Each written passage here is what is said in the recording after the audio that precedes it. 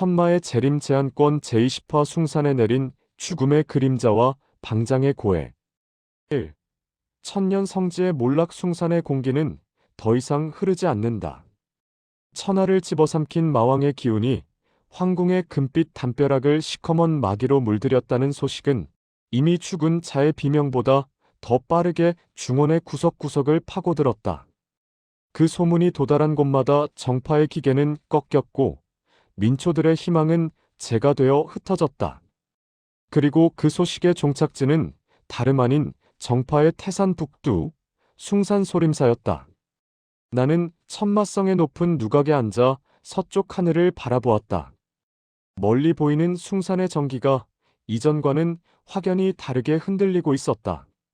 한때는 부처의 자비로운 광명이 만리를 비춘다던 그곳이었으나 이제는 거대한 짐승의 목에 걸린 숨가쁜 헐떡임만이 느껴질 뿐이었다. 보라, 숭산의 저 처량한 자태를. 천년 동안 한 번도 꺼진 적 없다던 법당의 등불이 하나둘씩 사그라지고 있다. 정파의 심장이라 자부하던 소림이 나의 발소리에 겁을 집어먹고 스스로 숨을 멈추려 하고 있구나. 그들이 믿는 부처는 어디에 있는가? 내가 그들의 도반들을 도살하고 그들의 제자들을 마귀로 타락시킬 때 그 잘난 부처는 어째서 단 한 번의 기적도 보여주지 않았는가? 이제 숭산은 부처의 성지가 아니라 나의 위대한 서사시를 장식할 거대한 무덤이 될 것이다. 현재 소림사의 공기는 기이할 정도로 정지해 있었다. 평소라면 이른 새벽 산안개를 뚫고 울려 퍼졌을 18라한들의 웅장한 기합 소리도 산 아래 마을까지 평온하게 만들던 맑은 목종 소리도 들리지 않았다. 대신 그 자리를 채운 것은 습하고 차가운 죽음의 전조였다. 사찰 구석구석을 메운 것은 불경 소리가 아니라 제자들이 억누르지 못한 채 새어나오는 낮은 흐느낌과 가파른 숨소리뿐이었다. 해능대사의 고독한 고에 무너진 금강부동의 신법. 소림의 방장, 해능대사는 대웅보전의 거대한 불상 앞에 홀로 앉아 있었다. 금색으로 치장된 부처는 평소와 다름없이 자비로운 미소를 짓고 있었으나 해능의 눈에는 그 미소가 마치 자신들의 무력함을 비웃는 냉소처럼 느껴졌다. 그의 손에 쥔 염주는 100여 년의 세월 동안 그의 내공과 맞닿아 매끄럽게 빛나고 있었지만 지금은 그의 손떨림을 따라 기괴한 마찰음을 내뱉고 있었다. 해능은 평생을 연마해온 금강부동심을 유지하려 애썼다. 그러나 마음의 호수는 이미 천마라는 거대한 돌덩이가 던져진 뒤였고 일어난 파문은 결코 잦아들 기미가 보이지 않았다. 해능, 너는 소림의 방장으로서 수만 명의 제자를 이끌어왔지. 하지만 지금 내 앞에 놓인 것은 구원이 아니라 멸망이다. 네가 닦아온 불법이 나의 마도 앞에서 얼마나 보잘것없는지 너는 이미 직감하고 있다. 황궁의 굴복은 네가 붙잡고 있던 마지막 이성적 끈을 끊어버렸겠지. 이제 네가 할 수 있는 것은 기도가 아니라 비참한 최후를 어떻게 맞이할 것인가에 대한 고민뿐이다. 해능은 과거를 회상했다. 천마가 재림하기 전 정파는 평화로웠다. 아니, 평화라는 이름의 나태함에 빠져 있었다. 명분과 예법을 따지며 서로의 세력을 견제하던 그 시기가 얼마나 사치스러웠던가.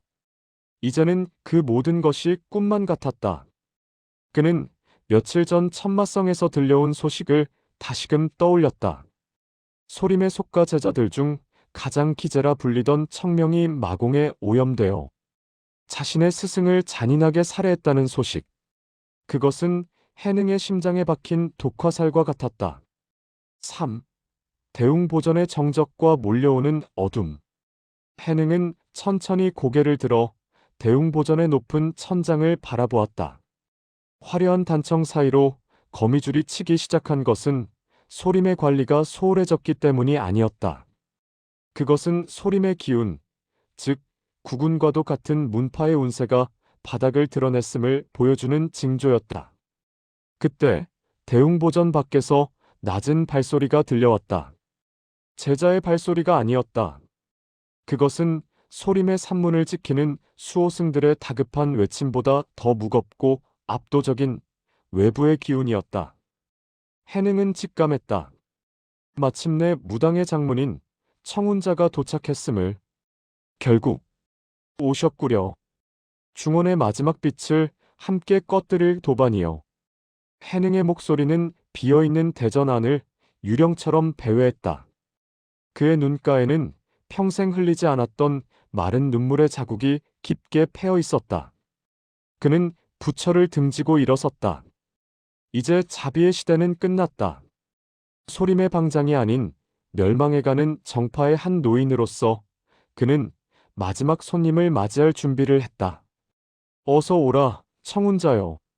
너와 해능이 이곳에서 나누는 밀담이 얼마나 처절할지 나는 이미 알고 있다. 너희가 짜내는 그 쥐어짜는 듯한 전략들은 나의 손바닥 위에서 춤추는 광대의 몸짓에 불과하다. 숭산의 어둠은 이제 너희를 품어주는 안신처가 아니라 너희의 목을 조르는 올가미가 될 것이다. 일부의 막이 내린다. 이제 너희의 절망이 완성될 2부가 시작될 차례다. 4. 무당의 자존심, 숭산에 찬 바람 속에 꺾이다. 소림사의 산문을 가로지르는 바람은 이제 더 이상 불법의 온기를 머금지 않았다. 그 바람은 차가운 쇳소리를 냈고 숭산의 수목들은 마치 다가올 학살을 예견하듯 기괴한 형상으로 몸을 뒤틀고 있었다. 그때 짙은 산안개를 뚫고 한 줄기 푸른 도포 자락이 대웅보전의 계단 위로 모습을 드러냈다. 무당파의 장문인 청운자였다.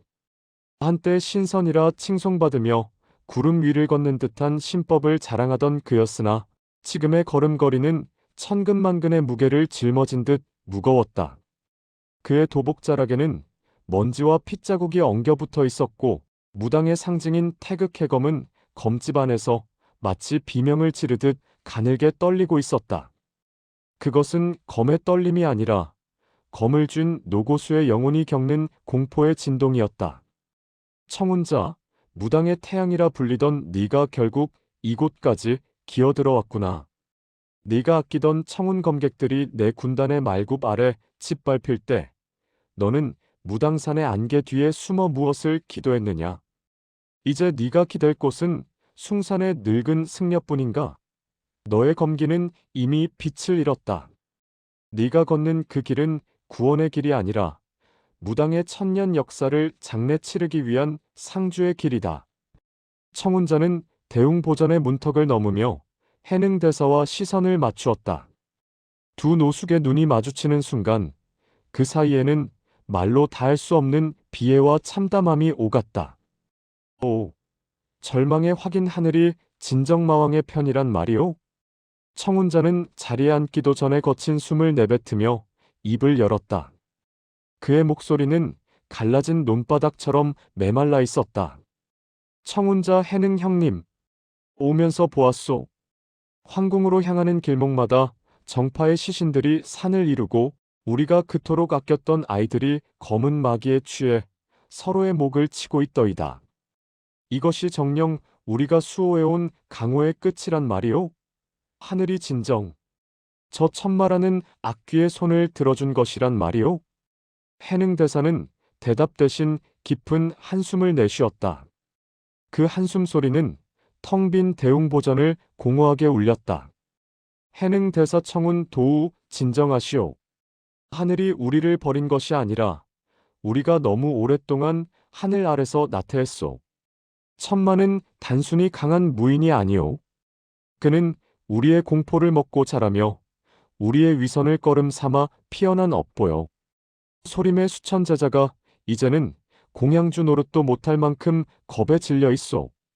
청운자는 자신의 태극해검을 바닥에 내려놓았다. 그 소리가 유난히 날카롭게 들렸다. 청운자 나태라니요. 우리는 정의를 지켰고 도를 닦았소. 그런데 돌아온 것이 이 멸문이 위기란 말이오. 무당의 비전 무공들이 천마의 마공 한 수에 종잇장처럼 찢겨나갔소. 그 괴물은 인간이 아니오. 그는 그는 재앙 그 자체요. 6. 피 섞인 논쟁 저항인가, 굴종인가.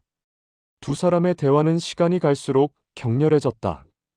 그것은 살아남기 위한 처절한 몸부림이었고, 동시에 자신들의 무력함을 가리기 위한 헛된 외침이었다. 남은 전력을 모아야 하오. 소림의 18라한과 무당의 칠성검진을 합치고 남은 5대세가의 잔당들을 규합한다면 단 한 번의 기회는 있을 것이오.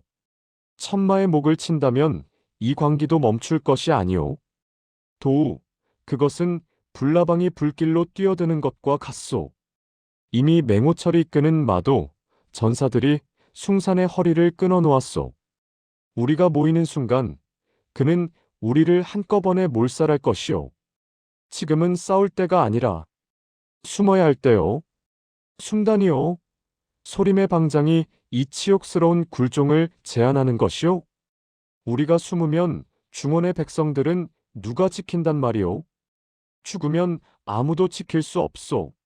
우리가 죽으면 정파의 맥은 영원히 끊기오. 잠룡의 계획을 실행해야 하오. 모든 명성을 버리고 모든 제자를 흩어보내고 우리는 어둠 속에 잠겨 저 괴물이 스스로 무너지기를 기다려야 하오. 100년, 아니 200년이 걸릴지라도 말이오. 가소로운 논쟁이로다. 해능은 쥐구멍을 찾고 청운자는 부러진 칼날을 휘두르려 하는구나.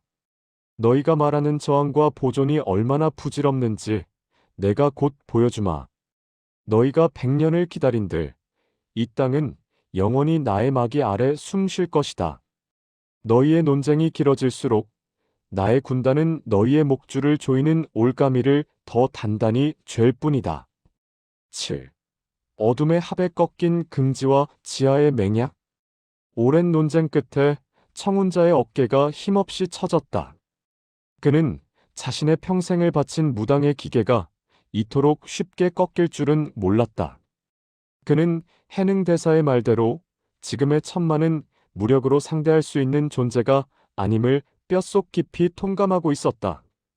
결국 우리 대에서 정파의 이름이 지워지는구려. 지하로 숨어들어 쥐새끼처럼 목숨을 연명해야 한다니. 부끄러워 조상들을 어찌 뵙겠소. 해능 대사 부끄러움은 산자의 몫이오. 우리는 이 치욕을 씹어 삼키며 미래를 기약해야 하오. 내일 새벽 각 문파의 핵심 비급들을 암호화하여 전수하고 제자들을 민가로 스며들게 합시다. 우리는 사라지는 것이 아니라 이 땅의 흙이 되는 것이오. 두 노숙은 어두운 대웅보전 안에서 서로의 마른 손을 맞잡았다. 그것은 정파 천년 역사상 가장 비참하고도 서글픈 동맹이었다. 그들의 손등에 떨어진 것은 회한의 눈물이었으나 그 눈물조차 차가운 바닥 위에서 금세 얼어붙어 버렸다. 8. 소설화의 은밀한 순결숭산의 안개보다 깊은 배신. 해능 대사와 청운자가 대웅보전 뒤편 비밀밀실에서 절망적인 동맹을 맺고 있을 때 그들이 완벽한 보안이라 믿었던 밀실의 외벽 너머에는 이미 죽음의 감시자가 그림자처럼 붙어 있었다. 비와각의 각주 소설하였다. 그녀는 정파무사들이 결코 감지할 수 없는 마도의 비전 신법인 무영잡령보를 전개한 채 돌벽의 미세한 진동만으로 그들의 목소리를 낚아채고 있었다. 그녀의 손에는 천마성에서 특수 제작한 영역 기록석이 들려 있었다. 두 노숙이 내뱉는 한숨, 떨리는 목소리, 그리고 지하 결사를 조직해 훗날을 기약하겠다는 오만한 다짐까지도 실시간으로 기록되어 나의 집무실로 전송되고 있었다. 가련하구나. 소림의 방장이라는 자가 고작 생각한 것이 쥐새끼처럼 땅굴을 파고 숨는 것이라니. 해능, 네가 믿는 그 제자들 중 누가 나의 마종에 먹혔는지 너는 꿈에도 모르겠지. 네가 가장 신뢰하며 지하 결사의 연락책으로 임명할 그 아이가 사실은 매일 밤 나의 발치에서 내 목을 바치겠노라 맹세하고 있다는 사실을 알게 된다면 너는 어떤 표정을 지을까? 배신은 가장 가까운 곳에서 가장 따뜻한 얼굴로 다가오는 법이다. 소설하는 차가운 미소를 지으며 어둠 속으로 녹아들었다. 그녀는 이미 소림사 장경각의 비밀 통로 위치와 무당파 제자들이 도주할 경로를 모두 파악했다. 그녀에게 강호의 마지막 저항이란 단지 마왕의 재단에 바칠 재물을 보기 좋게 정리하는 작업에 불과했다. 9. 맹호철의 파멸적 행진 숭산의 혈맥을 끊는 쇠사슬. 소림사 내부에서 소리 없는 정보의 전쟁이 벌어지고 있을 때 숭산의 산기슭에서는 물리적인 파멸의 파도가 밀려오고 있었다. 나의 첫 번째 검, 맹호철이 이끄는 흑마기갑대. 수천 명이 숭산의 모든 퇴로를 완벽하게 차단하고 있었다. 그들이 신은 강철 군하가 돌길을 짓밟을 때마다 숭산 전체가 비명과도 같은 진동을 내뱉었다. 맹호철은 자신의 거대한 파천왕 철퇴를 어깨에 맨 채 소림사의 일주문을 바라보았다. 그의 눈에는 자비나 망설임 따위는 없었다. 오직 마왕의 명령을 완벽하게 이행하겠다는 짐승 같은 충성심만이 이글거리고 있었다. 마왕님께서 말씀하셨다. 벌레 한 마리, 풀 한 포기도 이 산을 나가지 못하게 하라고. 소림의 중놈들이 땅을 파고 숨든, 무당의 도사들이 구름을 타고 날든 상관없다. 오늘 이 산에 흐르는 모든 생명의 기운을 내가 직접 끊어놓겠다. 맹호철의 뒤로 늘어선 마도 전사들은 이미 정파의 무공을 버리고 나의 천마성 천공을 주입받은 괴물들이었다.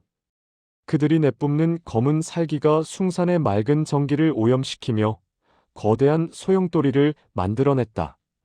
산새들은 비명도 지르지 못한 채 추락했고 숭산의 수목들은 검게 타들어갔다. 이것은 단순한 포위가 아니었다. 숭산이라는 존재 자체를 지도에서 지워버리기 위한 절멸의 서막이었다. 10. 천마의 시선 희망이라는 고문을 즐기다. 나는 천마성의 옥좌에 앉아 소설아가 보내온 기록 속의 파동을 느끼며 눈을 감았다. 숭산에서 벌어지는 모든 일들이 나의 머릿속에 선명한 그림으로 그려졌다. 해능과 청운자의 떨리는 손, 맹호철의 거친 숨소리, 그리고 소림사 내부에서 공포에 질려 불상을 부여잡고 기도하는 어린 제자들의 눈망울까지. 이제 모든 조각이 맞춰졌다. 해능, 너는 내일 새벽 제자들을 탈출시키겠다고 약속했지? 그 새벽은 오지 않을 것이다.